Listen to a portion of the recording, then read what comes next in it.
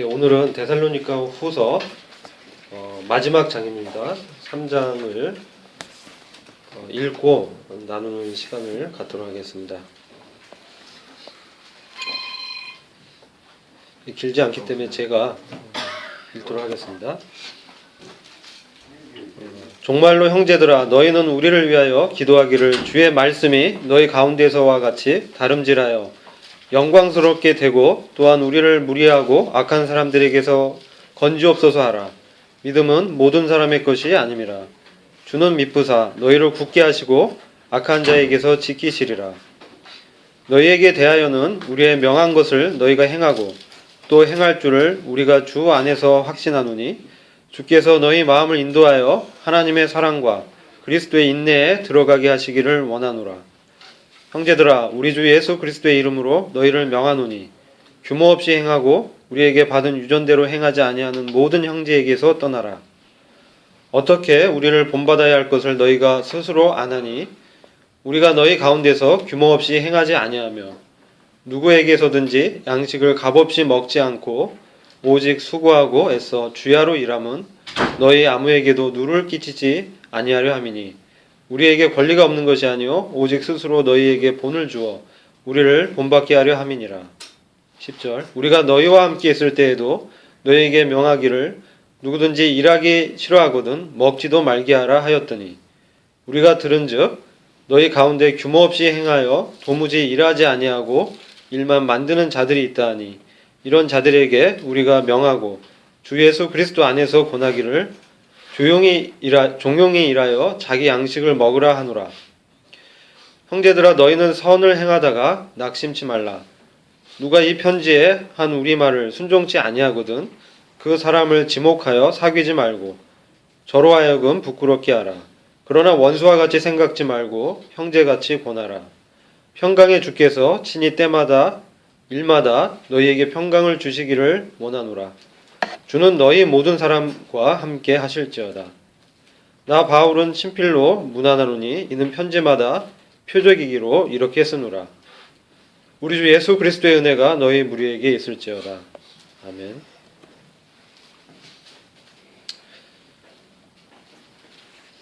저희가 지난 시간에 2장에서는 주님의 날에 대한 바울의 이 가르침을 살펴봤습니다. 이번 시간에는 좀 더 실행적인 측면에서 사도 바울이 영적 성장을 위해서 권면하는 내용을 보게 됩니다. 그래서 이전에 주의 성령을 통해 계시된 진리의 빛과 또 시작된 하나님의 은혜로 이 성도들이 살 것을 바울은 권면하고 있는 것입니다. 내용을 짧게 살펴보면 1절부터 2절까지는 바울이 기도를 요청하는 것을 보게 됩니다. 이 사도의 겸손을 보게 되고요. 3절부터 5절까지 보시면 바울이 사도로서 확신하고 있는 바가 무엇인지를 말씀해 주고 있습니다. 그래서 주님 안에서 바울의 확신의 내용을 통해서 저희가 교훈을 또 얻을 수 있다고 생각합니다. 6절부터 10절까지는 질서 없이 규모 없이 행하는 자들에 대한 바울의 이 권면을 보게 되고 11절부터 13절까지는 일하지 않고 게으른 자들에 대한 바울의 권면을 보게 됩니다. 14절부터 15절까지는 불순종한 자들에 대한 바울의 이 교회 행정에 관한 이 부분을 보게 되고요. 이제 16절과부터 18절은 바울의 이 문안을 보게 됩니다. 우리 형제님들께서 주중에 이 묵상 가운데 깨달은 말씀들과 또 이 내용에 대해서 교제코자 하시는 분이 있다면 누구든지 이 부분을 교제해 주시기를 원합니다.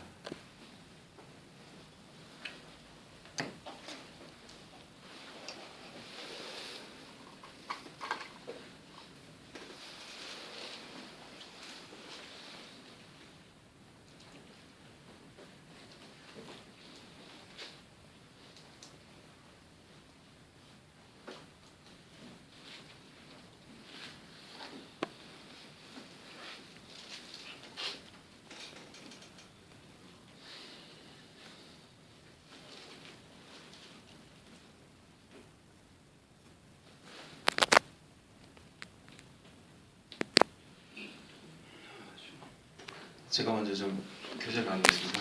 나누시는 동안 형님들 준비하셔서 교제해 주시면 감사하겠습니다. 먼저 1절을 보면은 정말로 형제들아 너희는 우리를 위하여 기도하기를 주의 말씀이 너희 가운데서 같이 다름질하여 영광스럽게 되고 바울이 기도를 요청하고 있습니다. 우리를 위해서 기도해 달라. 이번 주간은 이 기도에 대해서 하나님 앞에 상고하고 그리고 또 생각하고 그리고 주님의 가르치심에 따라서 이 기도에 대해서 주님을 배우는 시간이었습니다. 넘어서 바울이 동일하게 16장 30절에도 형제들아 내가 우리 주 예수 그리스도의 성령의 사랑으로 말미암아 너희에게 부탁을 한다. 너희 기도에 나와 함께함을 같이하여 나를 위하여 하나님께 기도해줘라. 이렇게 얘기하고 있습니다.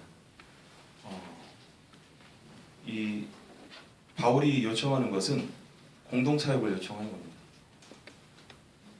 본인과 함께해서 성도들이 바울이 다니는 곳을 다 따라다녀서 보필할 수 없기 때문에 이 기도를 통해서 함께 주님의 나라의 확장과 또 하나님의 말씀을 온전히 바쳐질 수 있도록 사람들이 받을 수 있도록 그리고 부흥이 될 수 있도록 그리고 이 말씀이 온전히 전파되는 일에 함께할 수 있도록 기도해달라고 하십니다.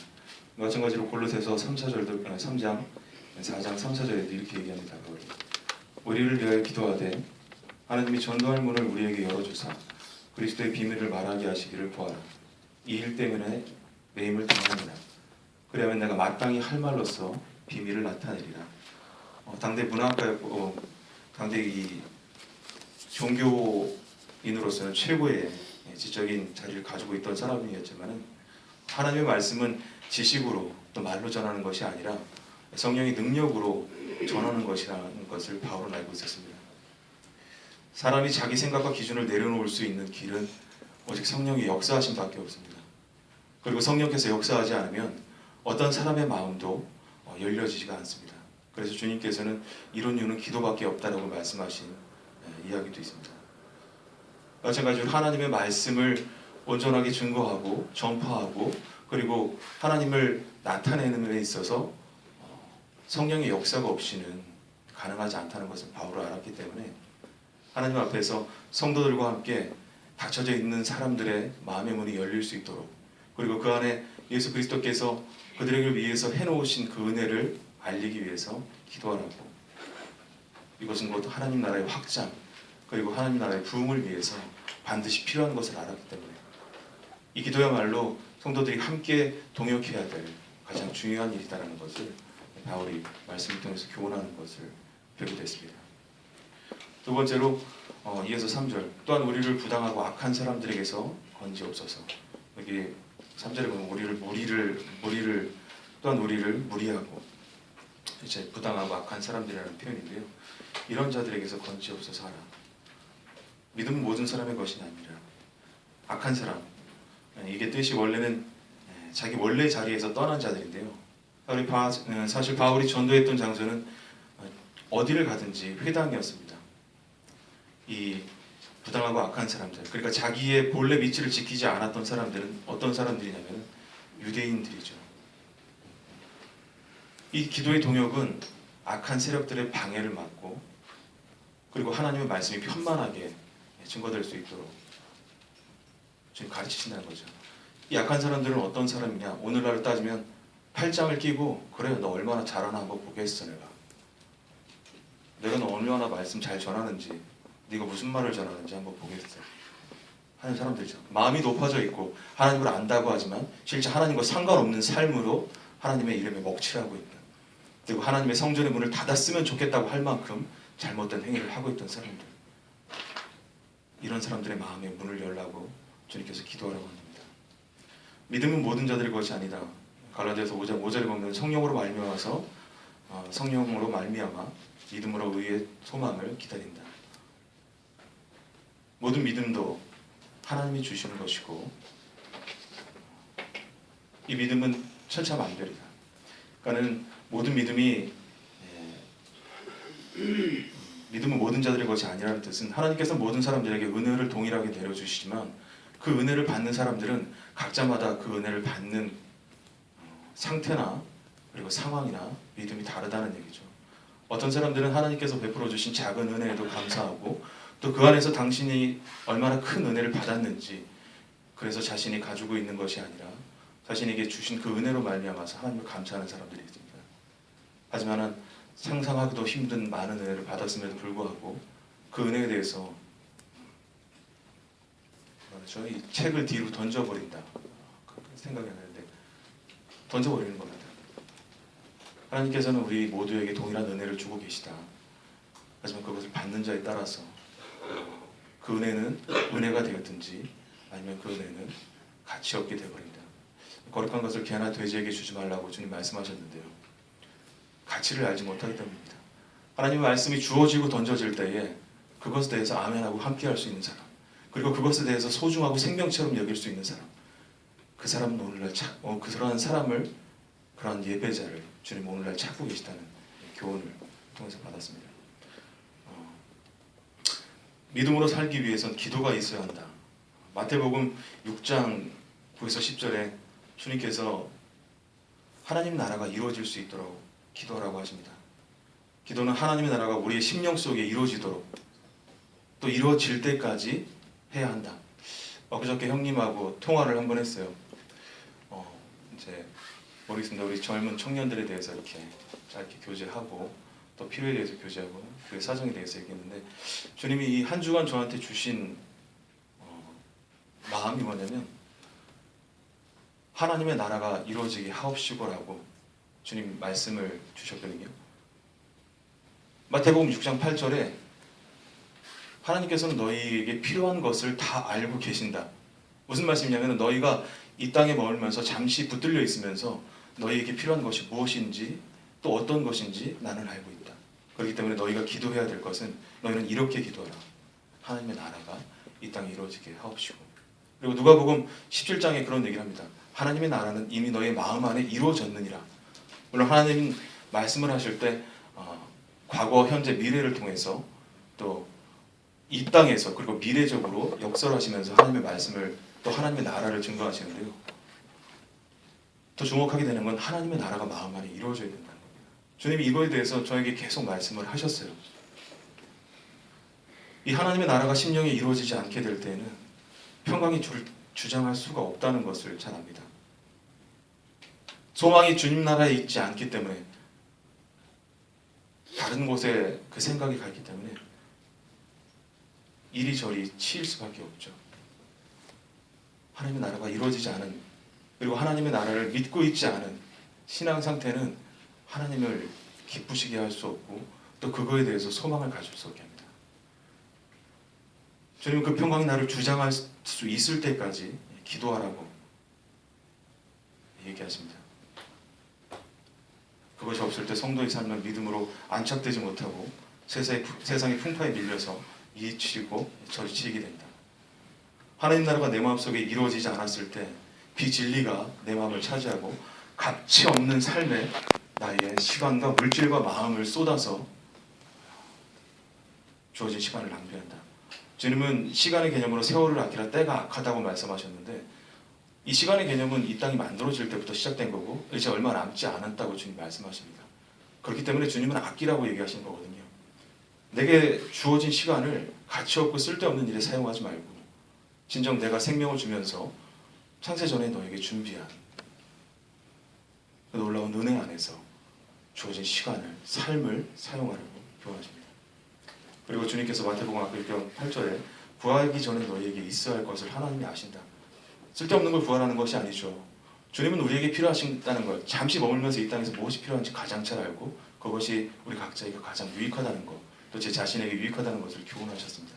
그럼 어떤 것을 구해야 되느냐? 주님의 나라와 의가 이 땅에 이루어질 수 있도록, 그리고 그 근원이 내 마음 안에서 이루어질 수 있도록 기도해야 된다. 이렇게 교훈하셨습니다. 그렇기 때문에 기도해야 한다. 어떻게? 그 나라가 내 심령 속에 이루어질 때까지. 이것은 1, 2분 기도에서 이루어지는 것이 아니라 진정으로 열심을 다하고 성을 다해서 주님 앞에 기도함이 필요하다고 주님 말씀하십니다. 1, 2분 기도에서는 주님의 나라가 이루어지지 않죠. 그리고 세상에 공중권세 잡은 자가 이 땅에 있는데 2, 3분 기도에서는 어둠의 권세가 물러가진 않죠. 주님 앞에 기도함이 중요하다. 하나님의 나라의 확장, 바울은 이것을 얘기하고 있는 겁니다. 이것들을 했어도 더 중요한 것은 4절에 나와 있는 것처럼 3절에 나와 있는 것처럼 굳게 됨이 중요하다. 삶이 안착될 때까지 그것을 위해서 기도해라. 그것이 믿음의 실체화가 될 수 있을 때까지, 네가 정말 그것으로 살 수 있을 때까지, 그러한 삶이 나타날 때까지 기도해라. 뭐 어떤 형님이 그런 얘기하셨는데 버릇은 습관이 되고 습관은 인격이 된다고 하셨던데, 하나님과 계속적으로 기도하고 그것을 실제로 느끼고 그리고 그 나라에 대한 소망을 꿈꾸고 그 나라를 바라보면서, 오늘도 하늘을 한번 바라봤는데 나의 나라는 저것이다라는 주님의 마음을 주셨습니다. 맞습니다.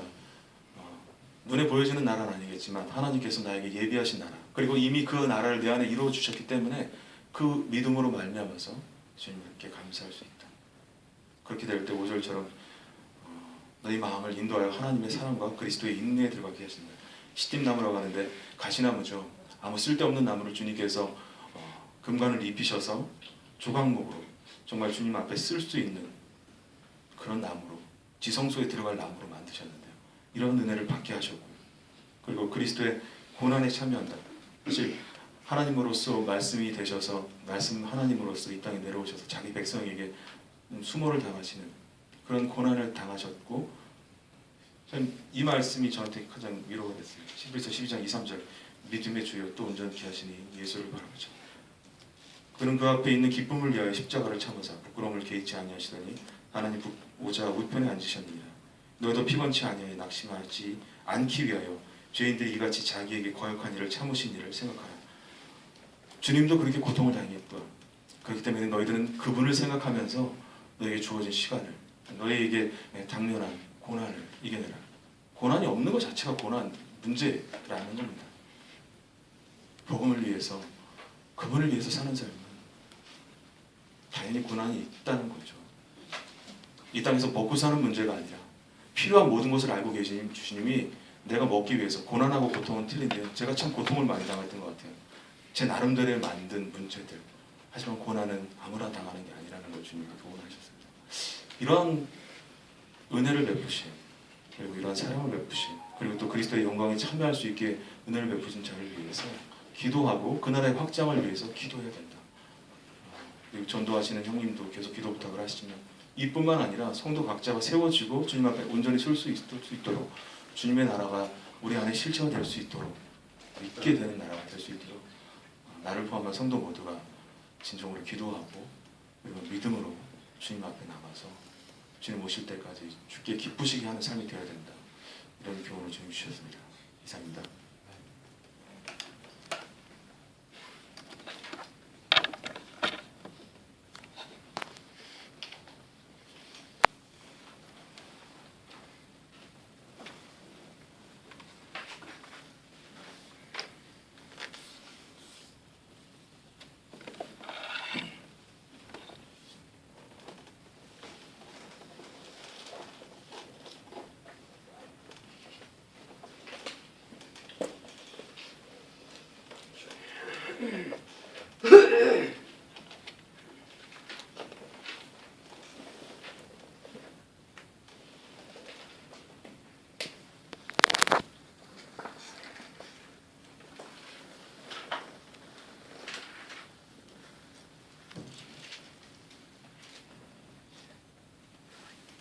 듣고 싶었는데 안 하셔서 제가 할 때 좀 이렇게 정리 좀 해주십시오. 완벽하게 정리해서는 어떤 교제도 못하는 것 같습니다. 조금 떠오르는 조그만 물고기와 빵덩어리를 가지고 하나님께서 사용하시는 거는 제가 이런 얘기들을, 이런 말씀들을 과연 이렇게 나눌 수 있는 특권이 이런 걸 통해서 과연 도움이 될까 하지만 어쨌든 주님이 하시리라고 생각되기 때문에 마이크를 잡을 때마다 무겁지만 어쨌든 3장 1절에 보면은 이렇게 또 마지막으로 이렇게 사도 바울이 대선의 교회를 향해서 이제 정리를 합니다. 이 사도 바울은 참 이렇게 정리를 잘 하시는 것 같아요. 그러므로 마지막으로 뭐 이렇게 하면서 이렇게 자신의 그 말씀들을 이렇게 정리해서 이제 3장에 보면 이제 마지막으로 이제 형제자매들에게 말씀들을 하는데 주님의 말씀이 이제 여러분들한테 이제 데살로니가 성도들에게 퍼진 것처럼 다른 곳에서도 퍼지도록 그래서 이제 주님의 영광이 드러나도록 그렇게 하도록 우리를 위해서 기도해달라고 하는데 사도 바울의 참 인생의 목적이 아닌가 생각이 듭니다. 그분이 이제 사는 목적이 주님이 주신 그 영광스러운 그 복음을 퍼뜨리는 것. 요즘에 뭐 이상한 바이러스가 막 이렇게 퍼지듯이 이 하나님의 영광의 이런 복음들이 이제 각처에 퍼지는 것. 그 퍼짐으로 말미암아 그 복음으로 말미암아 하나님이 그 구원받은 그들을 통해서 영광 받는 것을 사도 바울은 이제 삶의 목적으로 이렇게 삼았던 것들을 보고 근데 그걸 위해서 이제 기도해 달라고 이렇게 말씀을 합니다. 저의 삶도 글쎄 복음이 우리가 각 처소에서 번져 나가는 것들을 주님이 참 기뻐하신다는 생각이 듭니다. 우리가 가진 그리스도를 우리 안에서 참 기뻐하고 그분을 참 찬양하고 그분의 영광을 참 기뻐하는 그 자체도 기뻐하시지만은 그러나 우리 안에서 이제 우리 입으로나 우리의 삶을 통해서 우리 곁에 있는 아직 주님을 믿지 않는 이들에게 퍼져 나가서 그것들을 참 그래 퍼져 나간 그 복을 그들이 받고 그들 가운데 주님을 찬양하는 점점 번져나가는 것을 참 주님이 기뻐하신다는 생각이 들어요. 이걸 생각하면서 갑자기 생각났던 게 제가 그 올해 한 4월달인가 5월달인가 그때 구조조정이 있었어요. 그래서 제가 이렇게 그 사표를 이렇게 냈습니다. 다시 냈는데 좀 더 이제 그냥 내지 말고 마지막 날 이렇게 클릭을 하자 해가지고 토요일 일요일 지나고 이제 월요일 날 클릭을 하려다가 주변에서 그냥 아니다. 사실 그러기 전에 이제 한두 군데 이렇게 좀 알아보고 직장도 그래서 좀 받을 수 있는 것들을 좀 생각해 놨었어요. 좀 세트분도 받고 뭐 이걸 해가지고 한번 이렇게 좀 새로운 일 좀 해보자 뭐 그런 생각에서 전산에서 이제 컴퓨터에서 클릭만 하면 이제 끝난 건데 실제적으로 클릭하는 게 그게 실제적인 그 퇴직이거든요. 근데 이번에 8,300명 정도가 됐는데 그 안에 속하지 못했어요. 클릭을 못했습니다. 클릭을 못하게 만들었습니다. 어쨌든 지금 안 한 거에 대해서 감사하는 게 이제 그렇게 돈이 생길 수 있는 그런 곳에서 그것들이 잘 안 된 것을 보게 됐어요. 그런데 주님이 선하게 인도하셨다 생각이 들었고요. 어쨌든 그 이후에 이제 새로운 부서로 이제 가게 됐습니다. 제가 있는 부서가 없어졌기 때문에 새로운 부서로 가게 됐는데 거기서 이제 그 술자리에서 이제 우리 한번 성역 공부 한번 하자 그랬더니 갑자기 그 몇 명이 이렇게 의견이 수합이 돼가지고 그래 우리 한번 성역 공부 하자 해가지고 성역 공부 모임이 시작됐어요.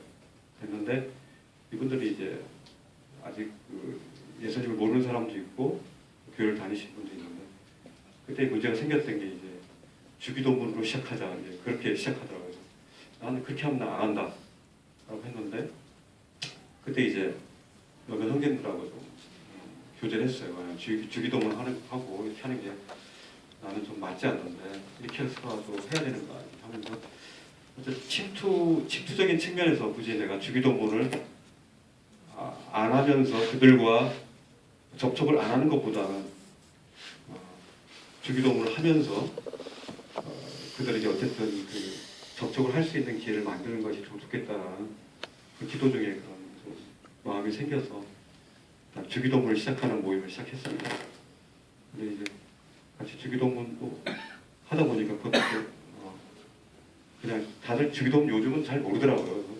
앞에 보고 이렇게 같이 이렇게 하는데 하면서 어떤 다른 쪽에서 목사님 다 모셨고 그랬는데 일단은 한번 제가 해보면 어떻겠는가 해가지고 한 2주 정도 같이 이렇게 복음의 말씀을 한번 좀 전할 수 있는 기회가 됐습니다. 반응이 좋아가지고 앞으로 계속 좀 했으면 좋겠다 그래가지고 하게 되는데 어쨌든 주님이 왜 이런 기회를 주시는지 모르지만은 있는 처소에서 복음을 전할 수 있는 기회를 주신 거에 대해서 참 감사가 되더라고요. 예전에는 우리가 뭐 이렇게 주변에서 전도지도 돌리고 막 이렇게 또 막 외치고 또 주변 사람들한테 막 복음 전한 거에 대해서 모였을 때 막 많이 자랑했어요. 근데 그 자랑이 혹시나 나를 자랑하는 것이 되고 또 주님의 영광이 되기보다는 막 자랑하는 그런 식이 되버려가지고 어느덧 그런 간증들이 이제 없어져 버리긴 했는데 어쨌든 그런 부분에서 같이 기도하고 각 처소에서 복음의 작은 불길들이 이렇게 일어나는 것은 참 좋은 것이라는 생각이 들었습니다. 그래서 이렇게 제가 그 간증을 드리는 거고요. 각 처소에서 아마 일어나는 그런 복음을 계속적으로 전하고 있다고 생각이 듭니다. 그래서 이런 부분에 대해서 교회 가운데 내놓고 미가 형제님이 참 다른 형제님들의 기도로 복음을 전한다는 그 말씀 저한테 많이 다가와요. 이게 기도해 줌으로 말미암아 그 기도의 힘으로 복음을 전하신다는 그런 말씀처럼 이렇게 저를 위해서도 기도를 좀 부탁을 드리고요. 어쨌든 주님의 그 복음이 전하짐을 알며 주님의 영광을 드리는 이런 참 모습들이 그 처소들에서 많이 일어났으면 하는 마음입니다. 그것이 가정도 될 수 있겠고요. 자기 자녀들을 향한 또 같이 만나는 그 주변 이웃들, 엄마들, 그리고 만나는 그 친구들 이렇게 우리는 복음의 놀라운 광채를 가진 빛을 가진 존재들이기 때문에 우리의 그냥 빛을 그냥 주님의 복음의 빛을 이렇게 비춰주기만 하면 그분들이 그걸 통해서 변화될 수 있다고 저는 믿습니다. 그래서 사도 바울의 그런 인생의 목적처럼 각 처소에 속히 퍼지기를 원했거든요. 그 영광스럽게 되도록 우리를 위해서 기도해달라고 이런 사도 바울의 고백들이 저한테 이렇게 좀 다가왔습니다. 또 다가왔던 말씀이 이제 너무 길게 하면 안 돼요. 여기까지 하겠습니다.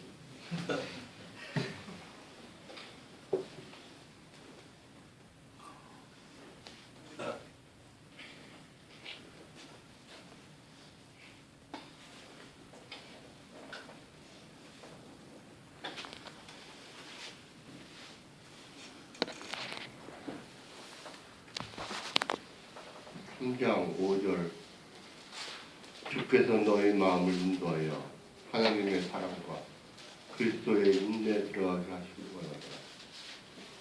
참 이게 이 말씀을 배우다 보니까는 이제 그리스도의 인내에 들어가게 참 이 말씀이 그리스도의 인내에 어떻게 들어가나 그리스도의 인내가 뭔가 그걸 이렇게 유심히 보게 됐습니다. 주께서 말을 이제 듣는데 보니까는 성령께서 너희의 마음을 인도하여 하나님의 사랑과 그리스도의 인내에 들어가게 하시는 거랍니다. 초대교회 성도들은 주님이 오십니다. 마라나타 했는데 이 대사령과 전후서가 주님이 다시 오신다는 거 이거를 계속 이렇게 반복해서 이렇게 보여주고 있습니다. 그래서 이제 한마디로 그리스도의 인내에 들어간다는 말을 좀 이렇게 성경 그 옛날 흠정역이나 지금 새 흠정역에도 그리스도를 끈기 있게 기다린다 이렇게 표현을 해놨어요. 그리스도의 인내에 들어간다. 끈기 있게 기다린다. 물론 주님께서 저를 위해서 모든 걸 참으시고 아직도 기다리시는 걸 압니다. 하지만 제 마음은 내일이라도 주님께서 오시면 아까 부른 찬송과 같이 이 땅의 수고가 다 끝날 때요 주님을 섬기다가 편안히 가는 마음을 항상 갖고 있습니다. 그래서 여기 데살로니가서 후서에도 하나님의 나라에 합당한 자로서 제가 주님을 끝까지 섬기다가 끈질기게 주님을 기다리다가 주님을 맞이하는 마음이 있습니다. 그래서 주님께서 이 모습이 성령께서 저희들의 마음을 인도하셔서 하나님의 사랑 예배 때 우리 하나님의 사랑에 대해서 감사하게 되죠. 그리고 그리스도를 끈기 있게 기다립니다. 이 땅은 수고와 슬픔이 없는데 주님의 일을 하다 보면은 정말 슬픔과 눈물과 그리고 역경을 맞이할 때가 많습니다. 물론 복음 전도자이신 복음 전도하신 분이나 또 주님을 섬길 때 참 맞닥뜨리는 역경이 이루 말할 수 없죠. 또 세상 살아가면서도 주 안에서의 성도로서의 자율과 품성을 이렇게 태도를 이렇게 견지하기 위해서 참 이렇게 눈물을 많이 흘릴 때가 있습니다. 손에 자신의 그냥 가슴 아픈 일도 많이 있고 어쩔 수 없는 환경이 있고 그래서 그런 와중에서도 이 대산회과 성도들이 주님 그리스도를 끈기 있게 기다립니다. 마라나타 서로 격려하면서 위로하면서 연약한 자에게 힘을 주고 또 두려운 자에게 소망을 주고 서로 격려하면서 장로교회 성도들이 같이 위로하면서 주님을 끈기 있게 기다리는 그리스도의 마음을 품어가는 마음입니다.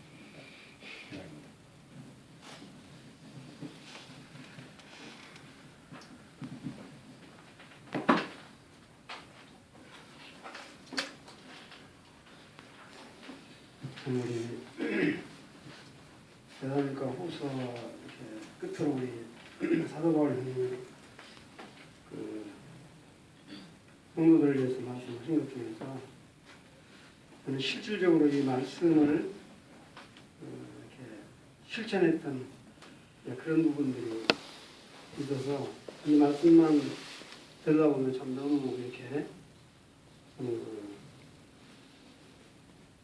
가슴이 뛰기도 하고 눈물이 많이 나기도 하고 그런 말씀이 있는데 우선 그 2절에 보면 우리를 부당하고 악한 사람들에게 건지시옵소서 믿음은 모든 사람의 것이 아니니라 이 말씀을 보면서 지금 이제 느헤미야서를 보면서 성경력을 쌓고 그 성전을 분담을 해서 쌓을 때 산발락과 도비아가 나타나서 방해하는 그런 모습들을 떠올리게 됐다. 이걸 보면서 우리가 이렇게 주님의 선한 일을 믿음으로 한다고 하지만 항상 이와 같이 사탄 마귀들 방해자들은 어디에든지 존재하고 있다. 사도 바울님도 대사로가에 있는 성도들을 향해서 정말 이렇게 그 악한 사람들에게서 정말 이렇게 건짐을 받도록 해달라고 말씀을 하고 계실 뿐만 아니라 정말 니들이 갖고 있는 믿음이 얼마나 귀한 것인가 하는 것들을 이 격려의 말씀으로 하고 있는 그 기도를 이렇게 볼 수가 있는 것 같아요. 정말 믿음은 모든 사람의 것이 아니죠. 다 있다고 그러지만 정말 우리가 믿는 믿음이 얼마나 귀하고 아름다운 것인가 이런 것들을 생각을 해보면서 13절에 보면 형제들아 너희는 선을 향하다가 낙심하지 마라. 이 말씀도 굉장히 이렇게 힘이 되고 이루어지는 말씀이에요. 저희들이 좀 이렇게 주님의 일을 한다든지 또 주님의 일은 아니지만 정말 선을 위해서 선한 일을 하다가 정말 이렇게 낙심되는 그런 일들이 얼마나 있고 오해받는 일들이 얼마나 많이 있습니까? 나는 정말로 그 사람을 위해서 정말 온 마음을 다해서 이렇게 했는데 오히려 그런 것이 오해로 비춰지고 이상하게 이렇게 역습을 당하는 그런 일도 종종 있으시죠. 아마 우리 이제 사도바울 형님이 대사로니가 성도들이 베푸는 그런 것들이 많이 있었던 것 같아요.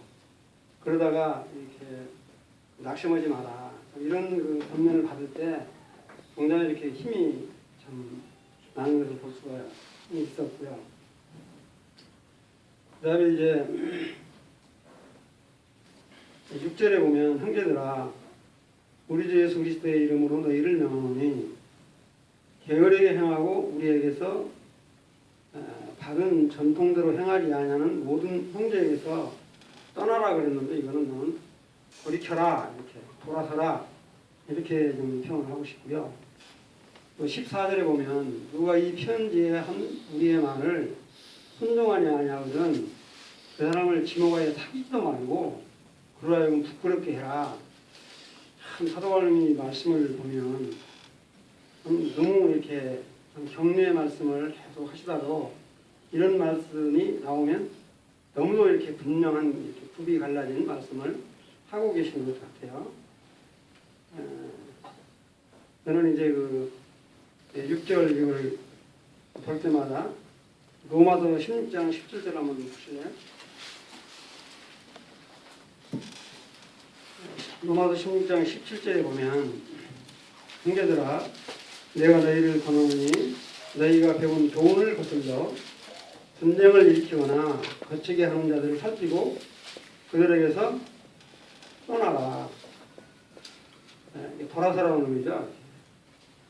저는 실제 이 말씀을 가지고 실천을 했던 그런 감정을 간단히 드리겠는데 정말 내가 그 전에 있었던 주님을 함께 섬겼던 교회에서 영적으로 너무너무 어렵고 힘든 그런 일을 실천했을 때 주님이 저에게 이 말씀을 이렇게 보여주셨어요. 그래서 이 말씀을 가지고 정말 내가 끝까지 싸워서 이겨야 되는 겁니까? 정말 내가 그들에서 돌아서는 것이 맞습니까? 정말 너무너무 이렇게 갈등과 이런 부분들이 너무 컸던 그런 시간들이 있었습니다. 상당히 시간이 많이 걸렸지만 정말 이 사도 바울 형님이 로마 교회나 데살로니가 교회를 향해서 하신 말씀이기 때문에 이 말씀대로 저는 정말 돌이켰습니다. 정말 눈물을 많이 흘리면서 결국으로 이렇게 떠나왔지만 이 말씀을 볼 때마다 정말 우리가 진리의 터에 서서 행한다라고 하는 것이 얼마나 귀하고 아름다운 것인가. 그냥 많은 무리의 식사에 이런 것보다도 정말 이 말씀대로 행한다라고 하는 것이 얼마나 귀한 것인가 이런 경험들을 많이 받게 됩니다. 그러면서 14절에도 보면 정말로 이와 같은 하나님의 말씀을 증거하는 것에 순종하지 않고 하면 뭐라고 하냐면 사귀지도 말라고 그러잖아요. 사귀지도 말라. 그러면서 뭐라고 말하면 부끄럽게 해라. 이게 무슨 말이 아니잖아요. 사귀지도 말고 부끄럽게 하면 세상 말로 끝장 다 보는 건데 이와 같이 단호하게 우리 바울 형님은 다단일과 성도들에게 이런 참 단호한 말씀들을 주시면서 정말로 이 마지막 때 그러니까 주님이 재림한 때에 화랑방탕한 생활을 하지 말고 정말로 열심히 일해라. 정말 값없이 먹지 마라. 그런데 그거를 우리 사도바울은 실질적으로 사도권을 가지고 복음을 전도를 했기 때문에 정말 그 요를 받을 권도 있고 할 수 있지만 실제 그렇게 하시지 아니하시고 8절에 보면 누구에게서든지 음식을 값없이 먹지 않고 오직 수고하고 애써 죄라 이러면 너희 아무에게도 폐를 끼치지 아니하라 합니다.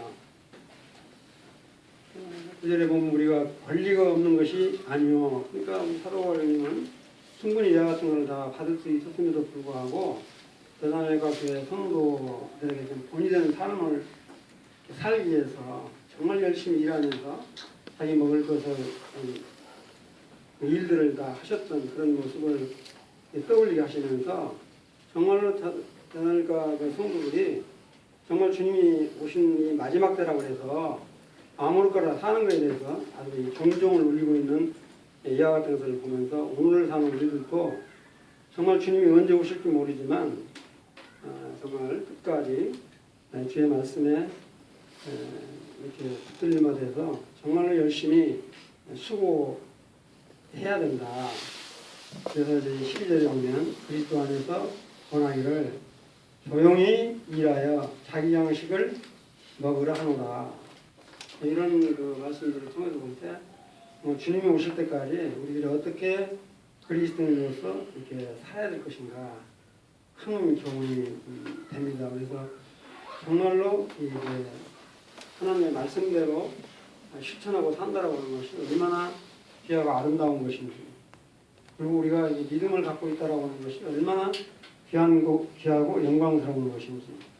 그래서 그러한 것들에 이렇게 순종하지 않고 그런 그 이렇게 말씀의 전통대로 유전대로 행하지 아니하면 돌아서라 이런 말씀까지 하는 것을 보게 될 때 참 이런 말씀을 의지해서 나갈 때 참 힘이 있는 것 같아요. 좀 복잡하게 생각할 때는 하나씩 복잡하지만 주님이 주신 것 같은 말씀들을 딱 보게 되면 정말 이렇게 담대해지고 힘이 있고 참 후회함이 없는 그런 것들을 보게 돼서 우리 사도바울님이 대단했던 성도들에게 쓴 편지를 마지막으로 이렇게 하면서 어떻게 보면 참 격려도 하시면서 또 어떻게 해야 될 것인가 하는 것들 지표를 세워주기도 하시고 그 다음에 정말 어떻게 선한 일을 하면서 낙심하지 말 것들을 이렇게 당부하는 말씀을 보면서 큰 위로가 되고 힘이 되었습니다.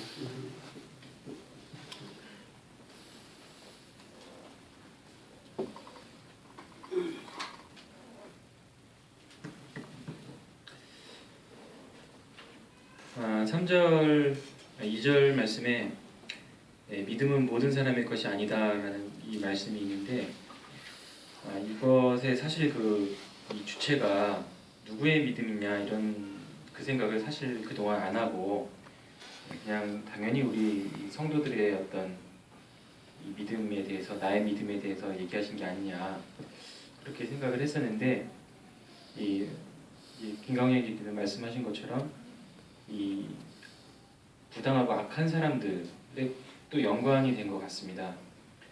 그래서 이제 왜 그 사람들이 부당하고 악하냐? 사실은 그들이 믿음이 없기 때문에 부당하고 악하다. 참 우리 정말 이 믿음이 이 세상 모든 사람이 이 믿음을 갖게 된다면 정말 이 사회는 얼마나 놀랍게 바뀌고 또 참 그 가운데서 하나님께서 얼마나 영광을 받으실까 하는 그 생각이 이렇게 듭니다. 3절에 주는 미쁘사 너희를 굳건하게 하시고 악한 자에게서 지키시리라 이렇게 되어 있습니다. 주님은 미쁘시다. 참 이 말씀이 참 너무나 놀랐습니다. 주는 미쁘다. 믿음직스럽다라는 말이 이제 미쁘다라는 말이죠. 그래서 주님께서 너희를 굳건하게 하시고 악한 자에게서 구하여 낼 것이다. 이렇게 말씀을 하셨습니다. 이 구약 말씀을 이렇게 보게 되면은 하나님께서 내가 무엇을 하리라 이런 부분이 참 많이 있습니다. 이 아브라함한테도 약속하실 때 내가 무엇을 하겠다 이제 그게 I will 이렇게 되는 게 되게 많이 있거든요. 근데 이 부분도 사실은 지키시리라 굳건하게 하시고 악한 자에서 지키신다 이렇게 주님이 이 약속을 하신 이 부분이라고 이렇게 생각이 듭니다. 주님께서 우리를 굳건하게 하시고 주님께서 우리를 악한 자에게서 분명히 지키실 것입니다.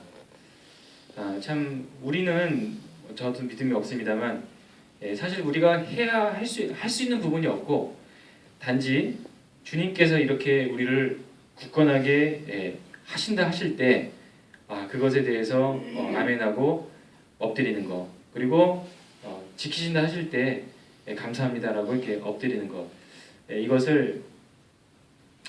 이것만이 이제 우리가 할 것이라는 것이 사실 구약의 모든 교훈들이 다 그렇습니다. 4절에 너희에 대한 우리의 명한 것을 너희가 행하고 또 행할 줄을 우리가 주 안에서 확신하노니 주께서 너희 마음을 인도하여 하나님의 사랑과 그리스도의 인내에 들어가게 하시기를 원하노라. 참 이 5절 말씀에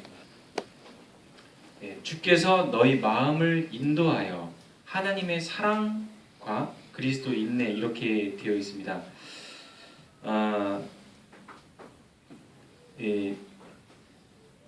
근데 주님께서 결국 이제 우리의 믿음을 갖고 있을 때 주님을 우리하고 이렇게 걸어갈 때 우리 마음을 어디로 이렇게 데려가시냐면은 하나님의 사랑께로 이렇게 데려가신다는 것입니다. 그래서 사실 이제 저도 그렇습니다만 우리가 이 하나님의 이 사랑 안의 마음 우리가 참 충만해가지고 이 사랑의 마음을 딱 가지고 걸어가면은 사실 이 사회에서도 세상에서도 그렇게 스트레스 받을 일이 별로 없을 거라고 생각이 듭니다. 딱 무엇을 딱 보더라도 딱 주님의 그 사랑이 딱 있어서 그것을 바라보게 된다면 그것을 충분히 뭐 화를 낼 필요도 없고 두려워할 필요도 없고 무서워할 필요도 없고 짜증낼 필요도 없고 이렇게 된다는 것이죠. 다시 말해서 우리가 우리의 마음이 이 하나님의 사랑께로 갔을 때 우리는 하나님의 이 시각을 바라보게 되는 것 같아요. 하나님의 이 시야를 갖게 되는 것 같습니다. 그래서 이사야 말씀에서도 독수리 날개치며 올라간 같다라는 이것이 형제 자매들도 그 말씀 참 좋아하시지만 참 그 주님과 같이 이제 올라가는 거예요. 이렇게 쭉 올라가서 이제 내려다보는 겁니다. 주님과 같이 내려다보는 것입니다. 그러면 사실은 우리는 믿음이 없기 때문에 내 바로 앞에서 어떤 일이 벌어질는지 그리고 미래는 어떻게 될는지 참 근심하고 걱정하고 그럴 때가 많은데 그 모든 것을 이제 초월해서 주님과 함께 내려다볼 수 있는 이런 마음을 가지게 해주신다는 그것을 이제 위해서 이제 기도하시는 것을 보게 됩니다. 그리고 그리스도의 인내에 들어가게 하신다. 참 사실 이것이 또 무엇인가 또 궁금합니다. 그런데 참 주님께서도 이 무언가 이제 하실 때 참 이게 많이 참으시는 것 같아요. 근데 이게 그냥 이제 그냥 참지 이런 의미가 아니라 우리 주님께서 저희 신부된 교회를 이제 데리러 오시는데 신부가 더 많이 기다리냐, 우리 주님이 더 많이 기다리냐, 이거는 참 그 비교하기가 좀 어려운 것 같습니다. 그런데 우리 주님께서 모든 것을 다 아시면서 우리를 기다리시는 그 마음, 정말 저희들을 사모하시는 그 마음을 생각을 하게 되고 15절 말씀에서도 그러나 원수와 같이 생각하지 말고 형제같이 검면하라 때로는 우리가 이 지상에서는 참 힘들고 어렵고 그런 형제 자매님들도 있을 것 같습니다. 예. 그런데 주님이 오시게 되면은 이제 하늘나라에서는 이 지상에서는 참 뭐 전화 오면은 뭐 받기도 싫고 전화하기도 싫고 저도 그런 분들이 있습니다. 있는데 이제 하늘나라 가면은 그런 모든 게 다 사라지게 되고 주님의 그 사랑으로 또 그분들과 또 그러한 형제 자매들과 또 화합하게 될 수밖에 없는 그 이제 놀라운 기적이 또 벌어지게 되는 그것을 생각을 하게 됩니다. 한편으로 제가 많이 이제 묵상을 못했습니다만, 저는 그 3절, 4절, 5절 말씀이 또 이제 데살로니가후서 이 참 말씀이 좋은 것이 이 말씀이 이루어졌습니다. 그래서 또 뒤에는 이제 디모데전서, 후서 이렇게 쭉 나와 있는데, 좀 더 통틀어서 얘기하면은 앞에는 에베소서, 뭐 고린도전서부터 해서 로마서부터 해서 로마서 그 많은 교회들과 이제 많은 이 성도들 또 디모데 이 개인에게는 지금 이제 제가 조금 상상을 해봤어요. 이분들은 지금 다 어디 있는가? 지금 다 어디 있는가? 다 지금 하늘나라에서 주님과 함께 정말 뭐 저희들이 이렇게 말씀 나누는 거 볼 수 있는지 모르겠지만은 정말 이 기도들이 이루어져서 그분들이 지금 하늘나라에서 이렇게 이루어 주신 주님과 함께 모든 성도들이 모여 있는 걸 생각하면은 참 이제 감동이 됩니다. 정말 이 디모데에게도 다음에도 이제 디모데서지만은 바울 형님이 그 디모데를 위해서 기도하고 참 이렇게 또 주님의 일을 분부하고 했는데 그 모든 사람들이 주님의 사랑으로 그곳에 모여서 지금 쉬고 있고 즐기고 있는 이것을 생각을 하면은 또 그것 자체도 굉장히 저희 마음의 위로가 되고 주님께서도 저희들에게도 그 믿음과 그 평안한 그 평화를 또 허락하실 거라고 이렇게 생각이 듭니다. 주님의 은혜에 감사드립니다. 이상입니다.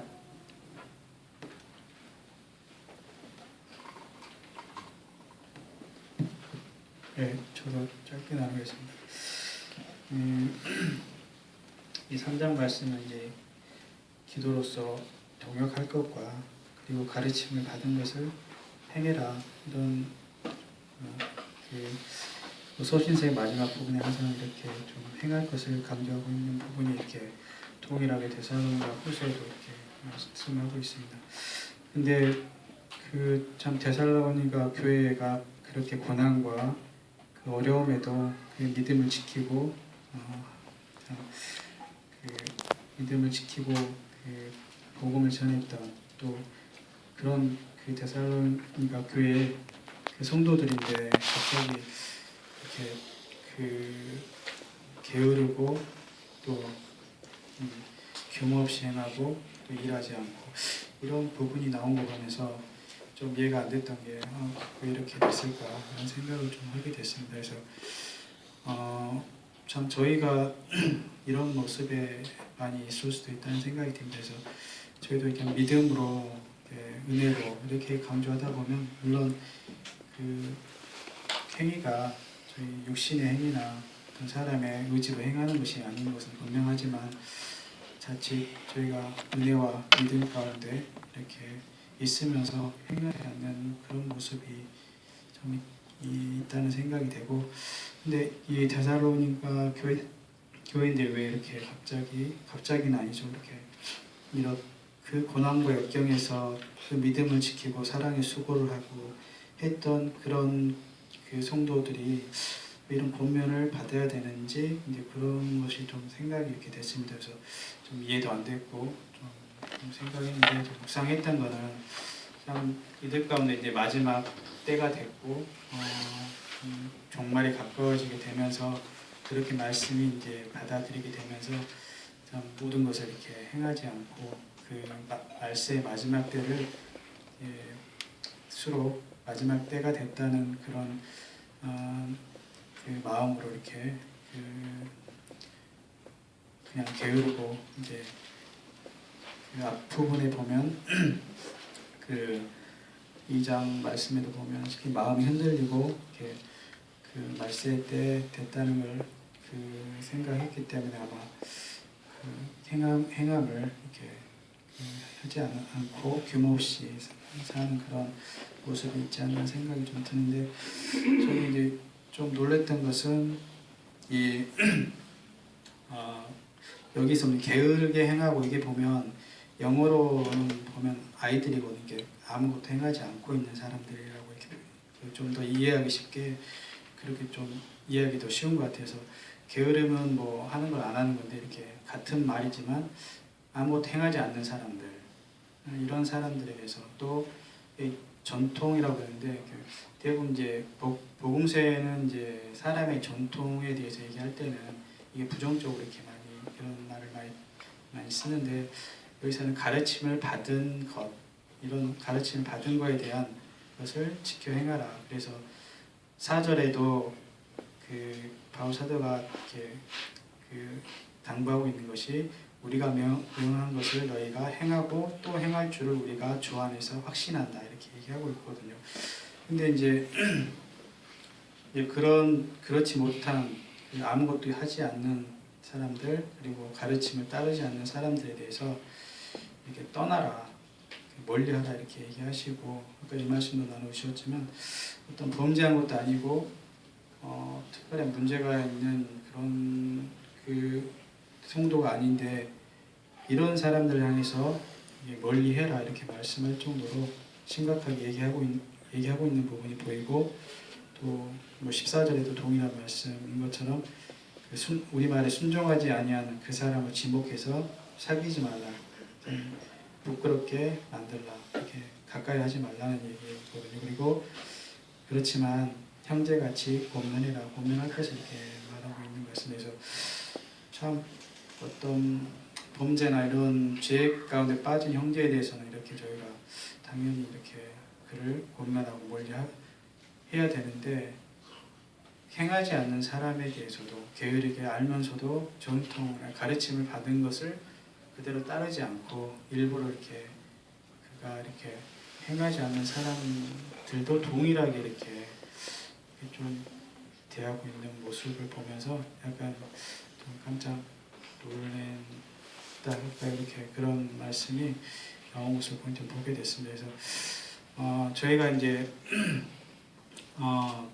저희가 삶 가운데 이제 어떤 게으름, 규모 없이 행하고 아무것도 무질서하게 만들고 오히려 일을 만드는 사람들, 또 좀 게으르고 자신이 해야 될 거를 하지 않고 그냥 가만히 있는 사람들을 향해서 바울 사도 이렇게 얘기하고 있는 것을 보면서, 저희가 때로 이제 여기는 데살로니가 그 성도들에게는 어떤 종말에 대한 어떤 그런 것들이 좀 생각을 했기 때문에 이렇게 이런 영향이 있지 않나 생각하는데, 동일하게 우리에게도 참 저희가 믿음으로 말한다고 하지만 저희가 마땅히 행할 바를 하지 않는 우리를 좀 되돌아봐야 되지 않을까. 그리고 바울 사도가 이렇게 엄히 경계하고 두 번씩이나 이 3장 말씀에 그들을 멀리해라, 이 사람들을 향해서 권면하고 이 사람들을 향해서 이렇게 부끄럽게 하고 가까이 하지 말라, 이렇게 말할 정도로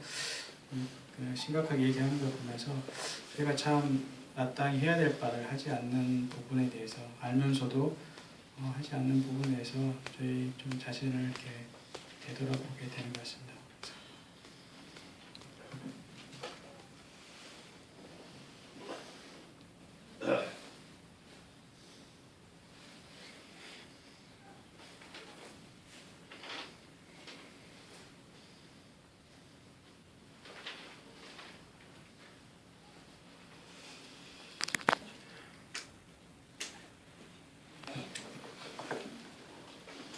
네, 저는 그 평강과 이 은혜에 대해서 좀 이렇게 교제하고 싶은 마음이 있습니다.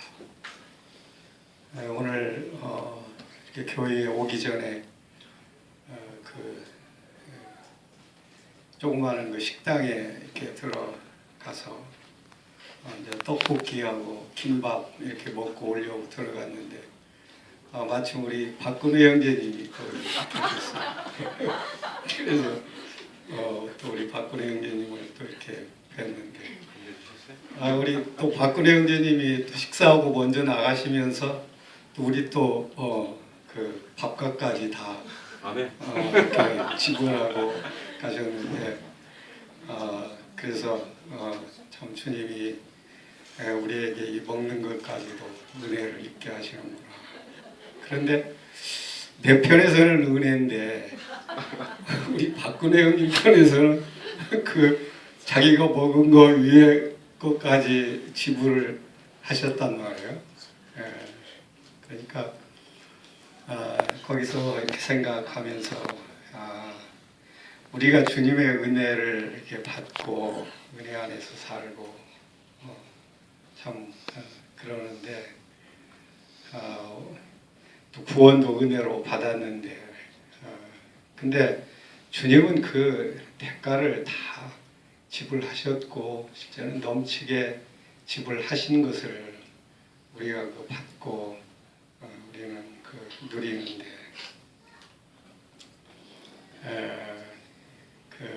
그런데 지금 하나님은 이 은혜의 하나님, 사랑의 하나님, 그 은혜를 정말 우리가 더 은혜 안에서 살고 그 은혜를 이렇게 활용하기를 원하신단 말이에요. 참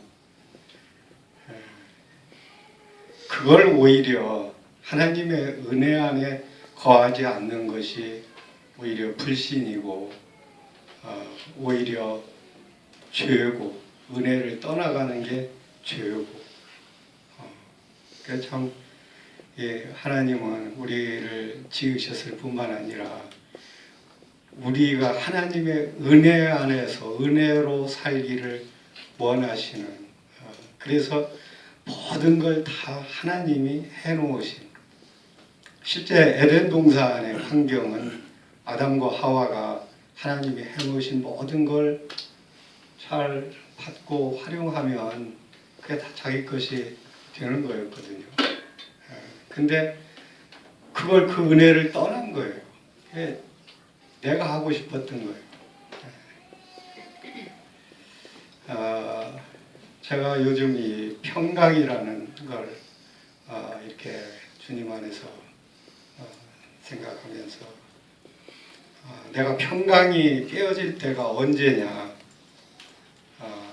이게 내 생각이 들어올 때 이 평강이 깨지더라고요. 내가 들어갈 때 이게 평강이 깨지더라고요. 이 평강의 주께서 친히 때마다 일마다 너희에게 평강을 주시고 주께서 너의 모든 사람과 함께 하시기를 원합니다. 실제 이 평강이 어디에 있냐? 우리 주님 안에 있다. 이 평강이 주님 안에 있다. 그 주님이 그 평강을 주시기 위하셔서 실제는 그 평강을 위한 그 화목 제물이 되신 그래서 우리는 주님 안에 들어가야 그 주님의 그 평강을 내가 받고 그 안에 거할 수 있는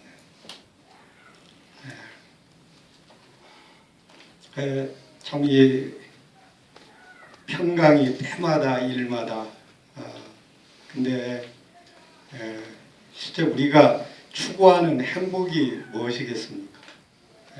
저는 우리가 추구하는 행복의 실체가 뭐냐? 실제는 평강이죠. 평강이 깨지면 뭐 우리가 모든 게 다 있어도 별 의미가 없잖아요. 근데 이 평강은 평강의 주님 안에 거할 때 우리가 그 평강이 나의 것이 되는. 근데 평강의 주님 안에 거하는데 제일 방해가 되는 게 뭐냐? 이 나더라고요. 나의 생각. 그 로마서에서도 육신의 생각은 사망이고 실제 나를 죽이는 거예요. 결국은. 그리고 영의 생각은 생명과 평안이다. 나를 살리고 나에게 평안을 주시는. 그러니까 이 사도 바울이 주께서 너희 마음을 인도해서 하나님의 사랑과 그리스도의 인내에 들어가기를 원한다. 정말 우리가 그리스도의 사랑과 그 인내 안에 우리가 그 안에 들어갈 때 그리스도의 사랑이 내 것이 되고 그리스도의 인내가 내 것이 되고 그래서 우리가 그 은혜를 내 것으로 삼으려면 그 안에 들어가야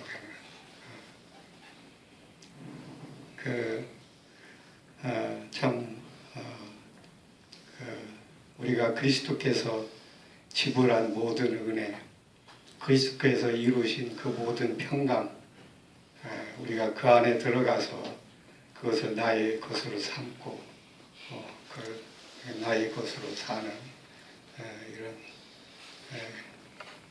제가 되기를 소원하고 또 우리 함께 그 안에 거하기를 원하는 마음이 있습니다.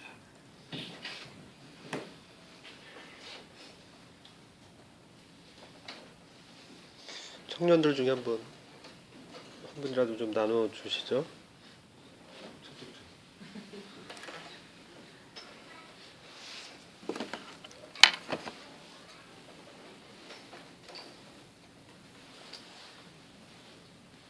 청년은 딱 전주에 딱 지정을 해서 강한상 형제부터 시작해요.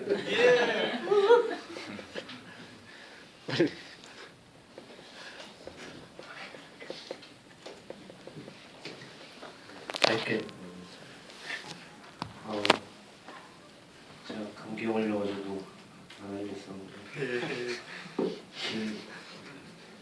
제가 이번 학기부터 이제 일을 하고 있는데 일이 상당히 조금밖에 없어서 실질적으로 하루 일하는 순수한 시간만 합치면 1시간에서 2시간 정도밖에 안 되는 것 같아요. 그래서 남는 시간을 이제 성경도 읽고 공부도 하고 이렇게 보내고 있는데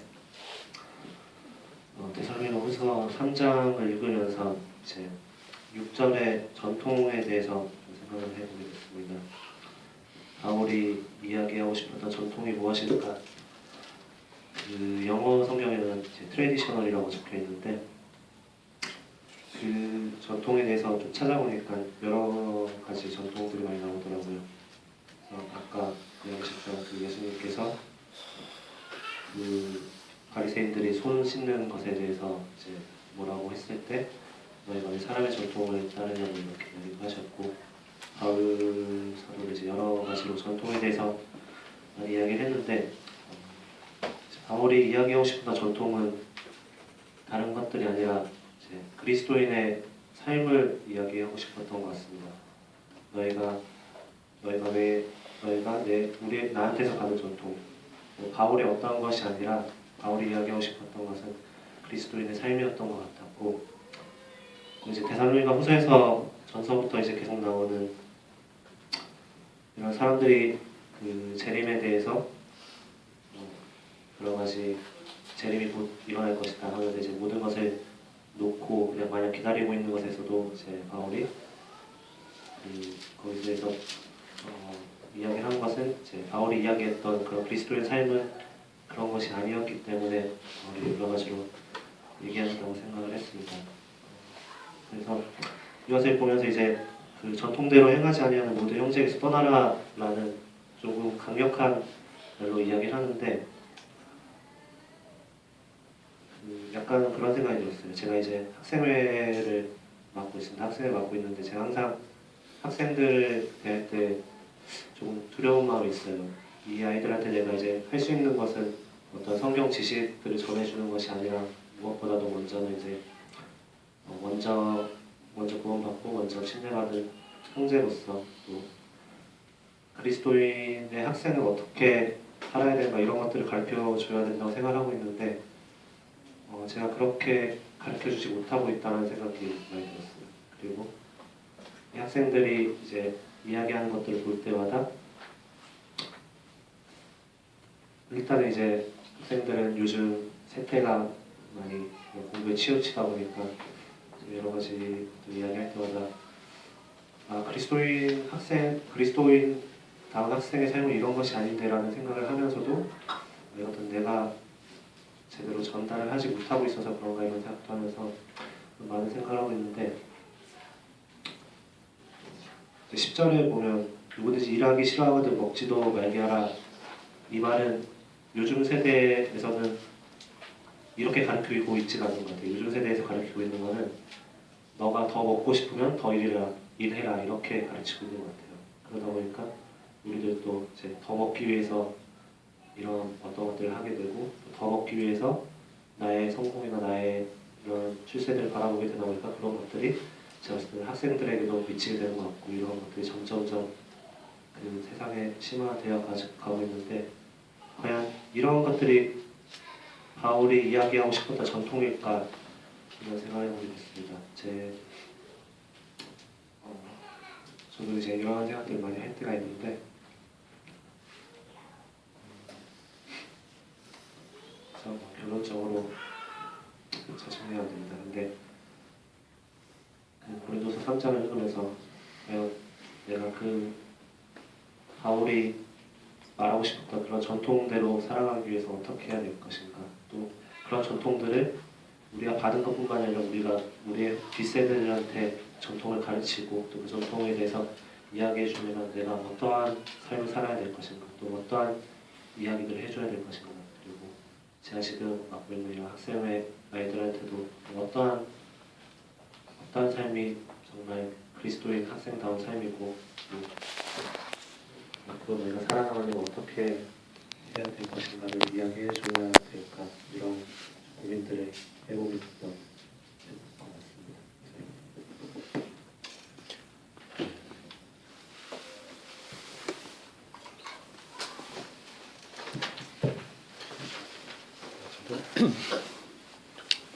저렇게 형제님들의 말씀 들으면서 항상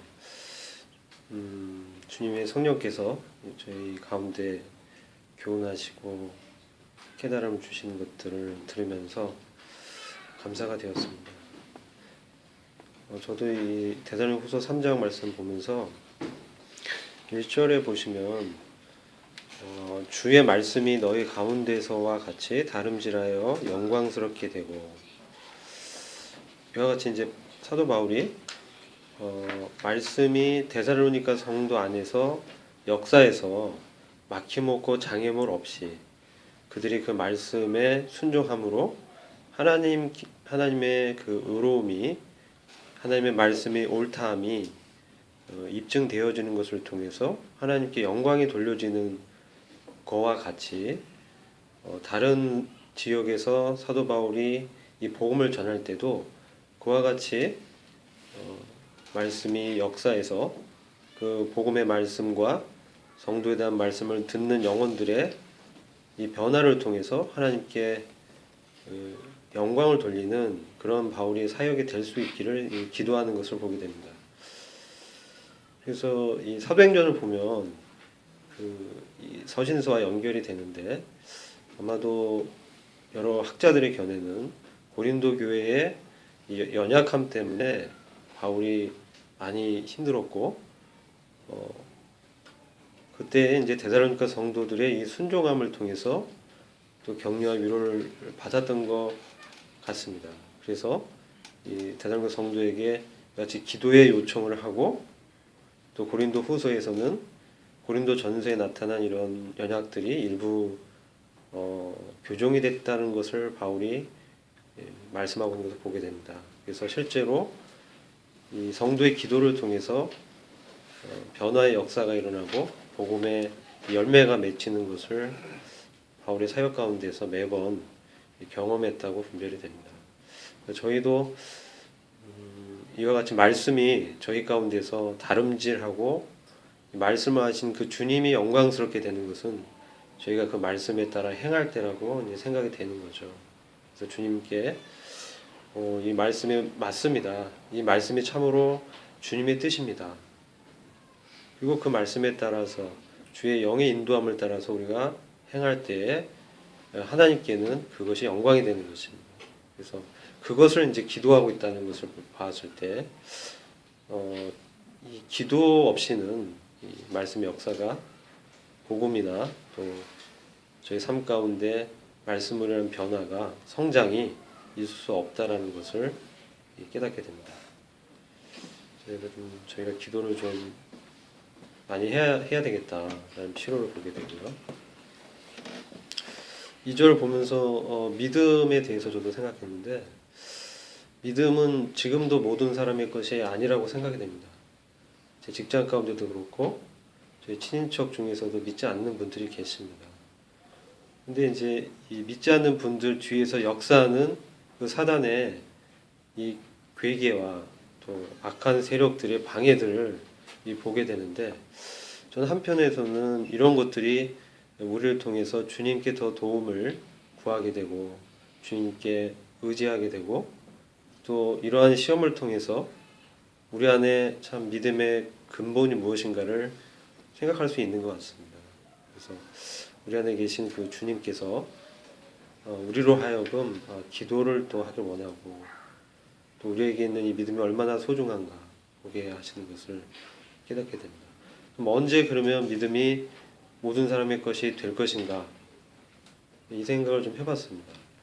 지금은 초대교회 당시에도 믿음이 모든 사람의 것이 아니었는데, 복음이 2000년 동안 증거됐는데 아직도 믿음은 모든 사람의 것이 아닙니다. 그렇게 되었을 때 저는 그 주님의 능력의 구속을 생각하지 않을 수가 없습니다. 주님께서 능력으로 이 세상에 오셔서 이 세상의 주권이 주님께 있고, 또 열방들을 심판하시고 모든 불신자들과 하나님의 복음에 복종치 않는 자들을 심판하는 그때에 사람들은 과연 우리의 주님이 하나님의 아들이시고 하나님의 본체시구나, 그분이 믿는 자를 어려움 가운데서 구원하시고 당신의 하나님 되심을 나타내시는구나 보게 될 것입니다. 그때 우리는 우리의 믿음이 정말 옳고 또 의로운 그런 믿음임을 확신한 그 증거를 보게 될 것입니다.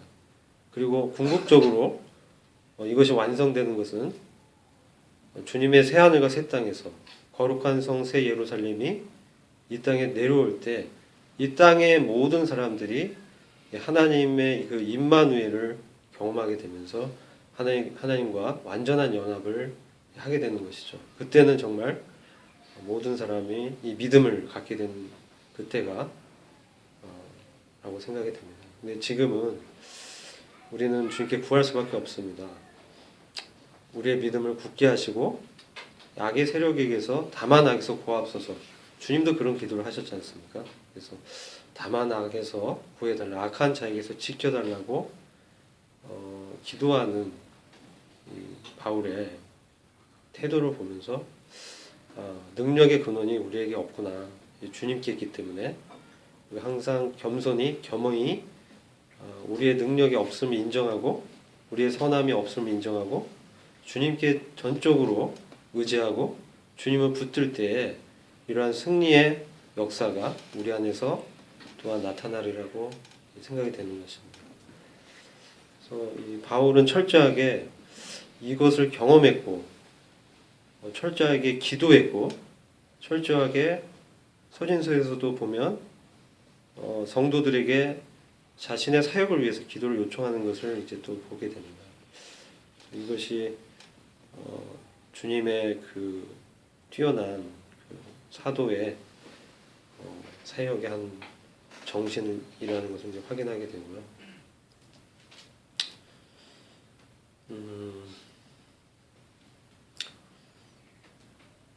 그리고 9절에서 권리를 포기하는 바울의 태도를 보면서 이 권리를 포기한다라는 것이 어려운데, 이 권리를 포기함으로 너희에게 본을 주어서 우리를 본받게 하려 함이니라 라고 말씀하고 있습니다. 근데 바울도 이것을 배웠던 것 같습니다.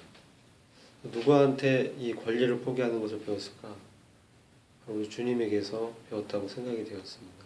주님께서 하늘의 모든 권리를 포기하시고 사람이 되시고 십자가에서 죽으시고 그 권리를 포기하고 하나님께 전적으로 순종하심으로 하나님의 옳다함을 의롭다함을 입증하신 그 주님으로부터 바울이 교훈받고 바로 이것을 이제 실천하는 것을 보게 됩니다. 우리를 볼 때, 저를 볼 때 참 없는 권리도 만들어서 지켜내려고 하게 되죠. 어떻게 해서든 자기 이익을 지켜내기 위해서. 근데 있는 권리도 포기하는 이것을 볼 때 참 앞선 이 성도의 이 본이 이런 것이구나. 우리는 참 우리의 권리를 포기함으로 주님의 본을 우리에게서 나타낼 수 있다고 생각이 됩니다. 예, 그래서 이상으로 이제 데살로니가 후서를 마치고요. 교재를 마치도록 하겠습니다. 다음에 부모님을 더 끌요? 예, 일단 더 교재 하시고. 훌륭.